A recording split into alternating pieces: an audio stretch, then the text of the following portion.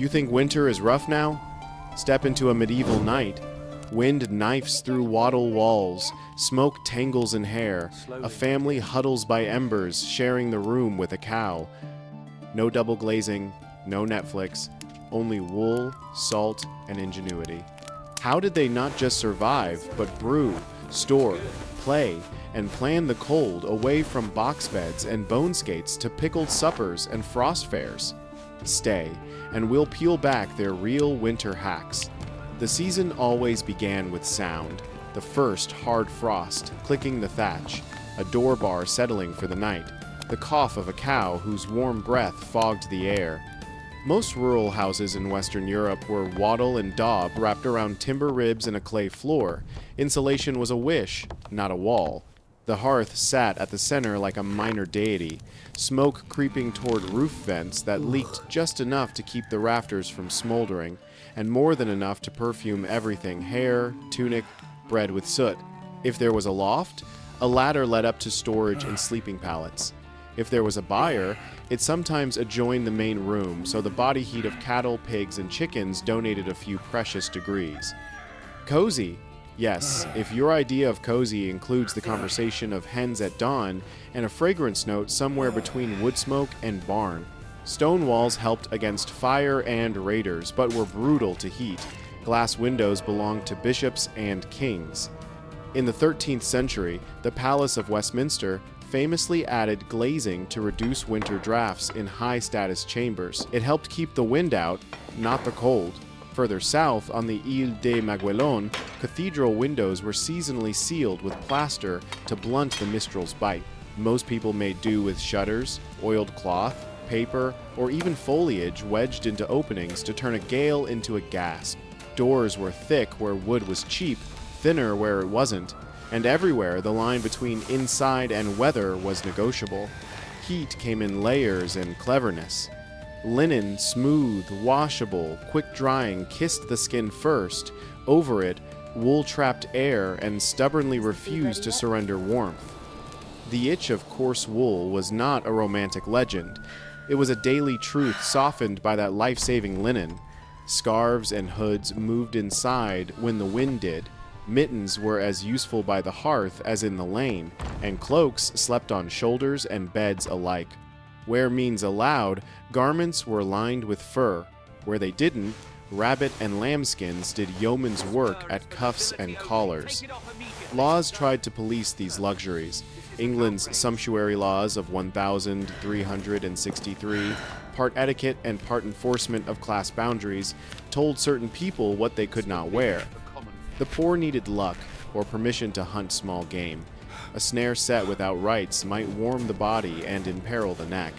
Priests and prosperous townsfolk sometimes cradled hand-warmers, perforated metal shells filled with glowing charcoal that kept fingers supple during long winter rites.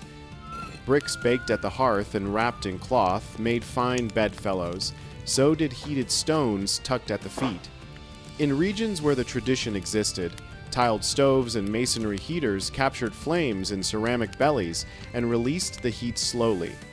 Elsewhere, the open hearth ruled, generous with light and smoke, stingy with efficiency. Tapestries and heavy woven hangings were more than decoration on cold stone. They were windbreaks, each square yard a modest act of engineering. Floors dressed in rushes or reed mats blunted the chill. Beds themselves learned to be architecture. Box beds with sliding panels kept sleepers nestled in their own microclimate. And yes, people shared beds, kin, guests, even strangers, because warmth is a social technology. Not all winters, even grim ones, were the same.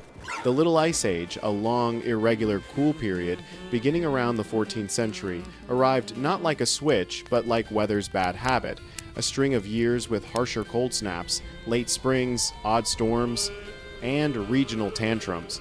In the 1,360 seconds, parts of Central and Southern Europe recorded rivers and lagoons gone rigid under ice.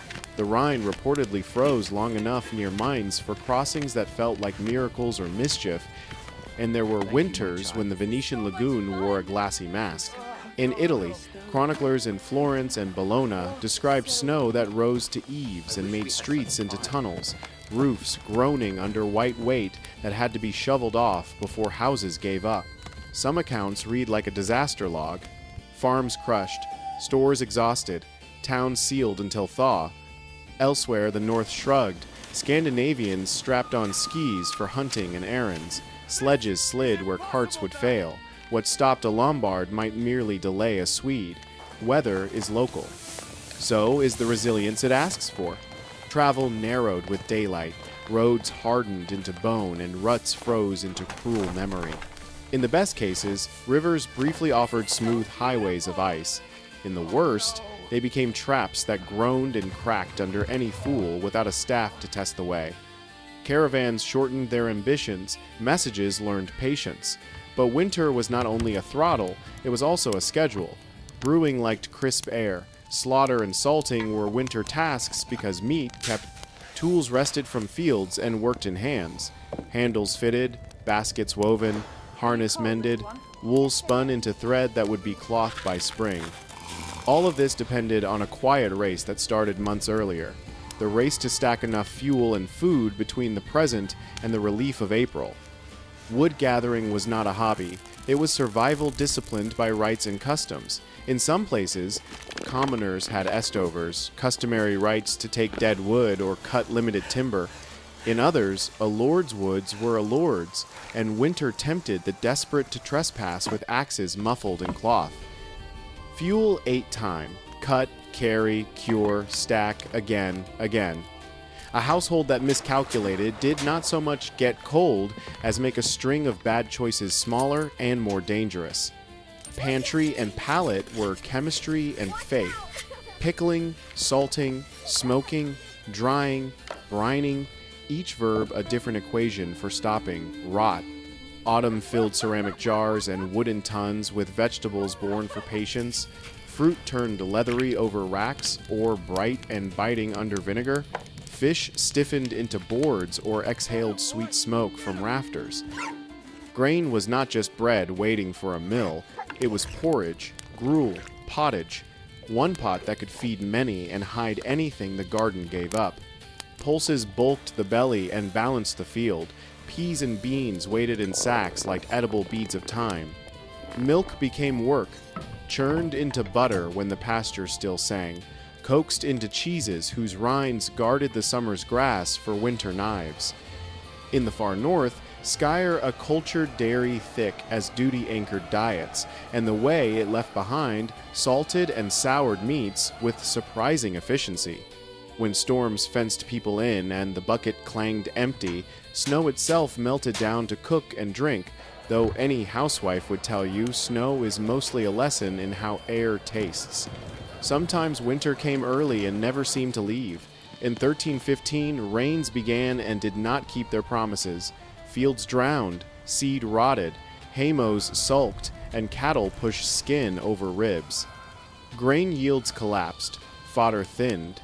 A bad autumn married a worse spring, and famine moved in for a stay.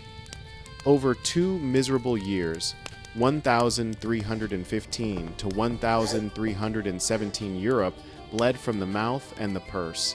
We read in court rolls and chronicles of theft that had no villain but hunger, of desperate crimes and feverish rumors, of villages trading charity and suspicion like currency.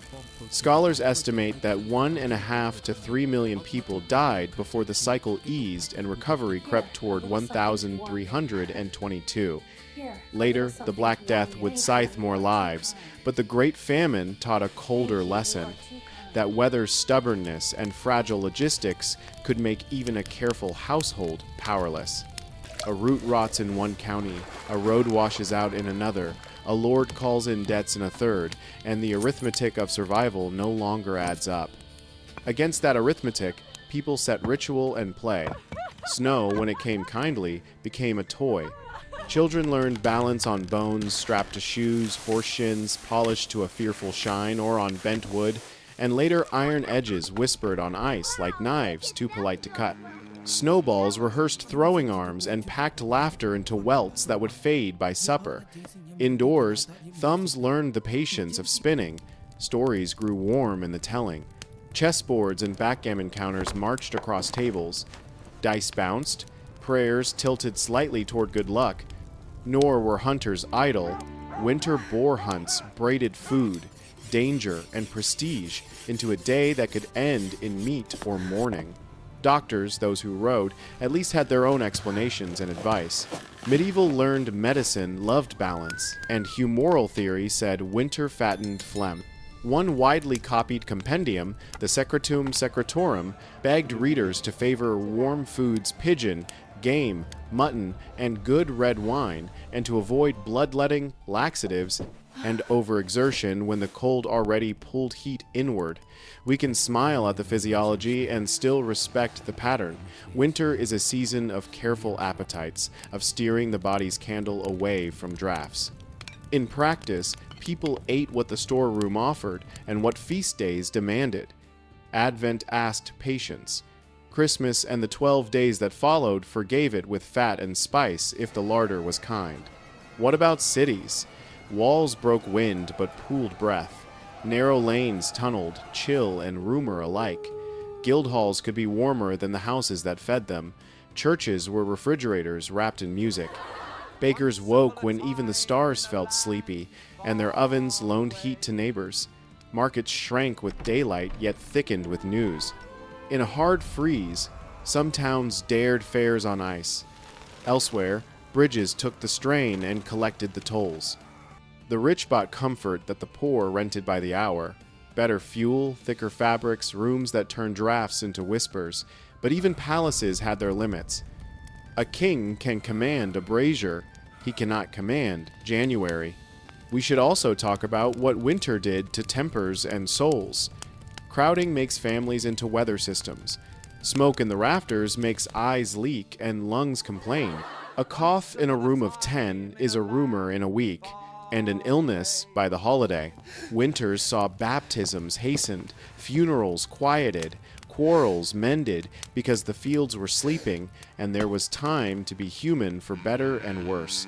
Love was warmer when bodies did the practical thing and shared blankets. Violence simmered in ale that was 1 cup too strong. A borrowed log returned late could sour neighbors until spring. Survival fostered both mutual aid and petty hoarding, often in the same street. Through all of it runs a grammar of making do that deserves admiration more than romance. The materials are unglamorous: air, water, wool, fire, salt, time. The tools are simple. A pot that never empties because every day something small joins the stew. A cloak that is a tent that is a blanket. A bed that is a room inside a room. A door that is a wall that is a pleat. At need, a table when the neighbors come to card. The ingenuity sits in combination and cadence. Hang the tapestry before the north wind learns your house. Heat the brick while the soup is thinking. Stack the wood where the rain can't argue. Set the trap door where the child can't find it. Tell the story where the old man laughs even when the punchline is older than he is. It is easy, from a house that hums and glows at the press of a switch, to sentimentalize the past or to sneer at it. The people who trimmed rushes for floors and boiled whey for pickles did neither. They lived between the certainty of winter and the uncertainty of everything else, and they made a culture out of the gap. They learned where to put the bed, how to wrap the baby, when to trust the ice, which saint to thank when the cow calved in a gale. They also learned that nature does not negotiate, and that society sometimes refuses to. Laws told them what fur they could wear, lords told them what wood they could cut, weather told them how tall to stack their hopes. And yet, there were always hands next door to help lift a beam, always a neighbor who knew the trick with the chimney, always a widow who remembered a recipe that wasted nothing and fed 5. So, how did medieval people survive the cold? With smoke-stung eyes and clever fingers, with linen under wool and laughter under worry, with salted meat and faith in spring, with skis where the world allowed it and sledges where it didn't, with coin when they had it and credit when they didn't, with a family pressed close, a cow politely sharing her breath, a priest warming his hands over a pocket brazier, a child tracing ice with a bone strapped to a shoe, They survived by making heat not just from flame, but from company, and by treating winter not as an enemy to defeat, but as a fact to manage, sometimes gracefully, sometimes grimly, always practically. When you walk out into a frosty morning and see your breath, remember that your lungs are doing medieval technology, condensation as a reminder that you're still here. Remember that a tapestry is a physics lesson, that a stew pot is a safety net, that a shared bed is an alliance.